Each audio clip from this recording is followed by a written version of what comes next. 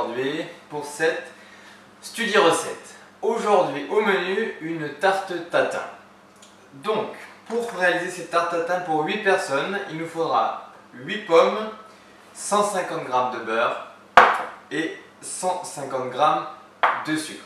Et bien évidemment, on rajoutera une tarte brisée ou tarte feuilletée selon ce que vous préférez. Donc, on va commencer par faire fondre le beurre au four dans notre plat directement avant de déposer la pâte feuilletée.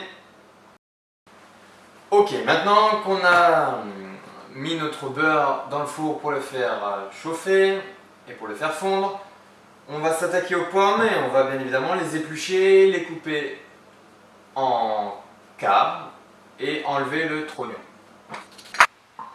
Voilà, comme vous pouvez le voir, on vient de sortir le beurre qui a fondu et on va délicatement saupoudrer avec le sucre. Et ensuite on va laisser chauffer encore un peu pour que ça caramélise totalement. Alors, maintenant qu'on vient de sortir notre préparation du four, on va tout simplement ajouter les pommes directement dessus. Vous voyez qu'on a également sorti notre pâte, mais on la mettra tout à l'heure.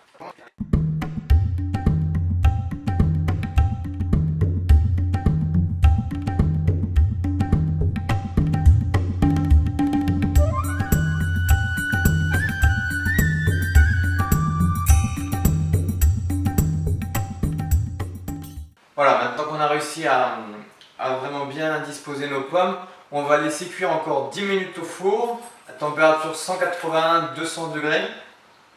Une fois que les pommes auront commencé à bien prendre, à bien cuire, que vous verrez le caramel remonter sur les côtés, on pourra appliquer la pâte dessus et finir la cuisson. Allez, on se retrouve dans 10 minutes. Et voilà, la recette est bientôt finie. Maintenant, on va juste rajouter notre petite pâte par-dessus le moule. Et là, c'est la partie délicate où il faut essayer de vraiment créer le rebord. Parce qu'une fois que ça sera cuit, on retournera le plat.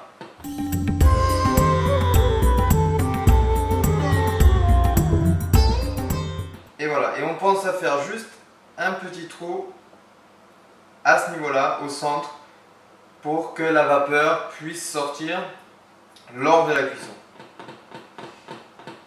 Voilà.